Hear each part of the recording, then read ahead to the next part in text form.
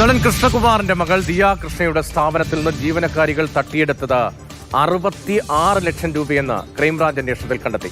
3 ജീവനക്കാരികൾ അടക്കം 4 പേരെ പ്രതിയേർത്ത് കുറ്റപത്രം നൽകിയിരിക്കുകയാണ്. തട്ടിയെടുത്ത പണം കൊണ്ട് സ്വർണവും വാഹനങ്ങളും വാങ്ങിയെന്നും ഈ കുറ്റപത്രത്തിൽ പറയുന്നു. ജിബിൻ ജേബിയാണ് വിവരങ്ങളുമായി ചെന്നത്. ജിബിൻ, വലിയൊരു കൊള്ളയാണ് അവിടെ നടന്നത് എന്ന അന്വേഷണത്തിലൂടെ വ്യക്തമാകുകയാണ്.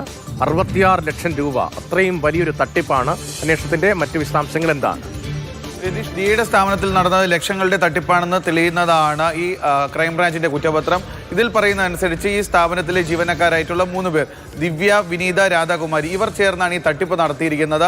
66 ലക്ഷം രൂപയാണ് ഈ സംഘം തട്ടിയെടുത്തിരിക്കുന്നത്. ഇതിൽ വിനീതയുടെ ഭർത്താവ് ആദർശ്, ഇങ്ങനെ ഈ 4 പേരെയാണ്, അതായത് 3 ജീവനക്കാരും ഇതിൽ ഒരു ജീവനക്കാരിയുടെ ഭർത്താവ്, അങ്ങനെ 4 പേരെയാണ് ഈ കുറ്റപത്രത്തിൽ പ്രതികളായി ഉൾപ്പെടുത്തിയിരിക്കുന്നത്. ക്രൈംബ്രാഞ്ച് കുറ്റപത്രത്തിൽ പറയുന്നത് ഈ 3 പേർ ജീവനക്കാർ ചേർന്ന് ദിയയോ മറ്റു ബന്ധുക്കളോ സ്ഥാപനത്തിൽ ഇല്ലാത്ത സമയത്ത് അവിടെ എത്തുന്ന ഇടപാടുകാരുടെ പണം ഇവരുടെ QR കോഡ് ഉപയോഗിച്ചുകൊണ്ടാണ് ഇവർ അക്കൗണ്ടുകളിൽ നേരിട്ട് പണം വാങ്ങിയിരുന്നത്. ഇങ്ങനെയാണ് 66 ലക്ഷം രൂപ തട്ടിയെടുത്തത്. ഈ പണം ഉപയോഗിച്ച് എല്ലാവരും സ്കൂട്ടർ വാങ്ങാനും സ്വർണ്ണാഭരണങ്ങൾ വാങ്ങാനും ഉപയോഗിച്ചു. മറ്റു പണം ആഡംബര ജീവിതത്തിന് മാത്രമാണ് ഇവർ വിനിയോഗിച്ചിരിക്കുന്നത്.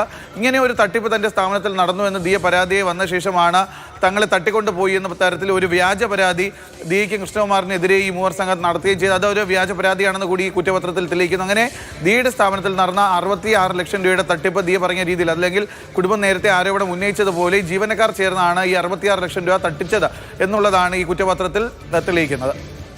വളരെ പ്രധാനപ്പെട്ട കണ്ടെത്തലാണ്. അന്വേഷണത്തിന്റെ ഭാഗമായി 66 ലക്ഷം രൂപയുടെ തട്ടിപ്പ് അവിടെ നടന്നു. 66 ലക്ഷം രൂപ, 3 ജീവനക്കാരികളും ഒരു ജീവനക്കാരിയുടെ ഭർത്താവ്, അങ്ങനെ 4 പേരെ പ്രതി ചേർത്തുകൊണ്ടാണ് ഇപ്പോൾ ക്രൈംബ്രാഞ്ച് കുറ്റപത്രം സമർപ്പിച്ചിരിക്കുന്നത്.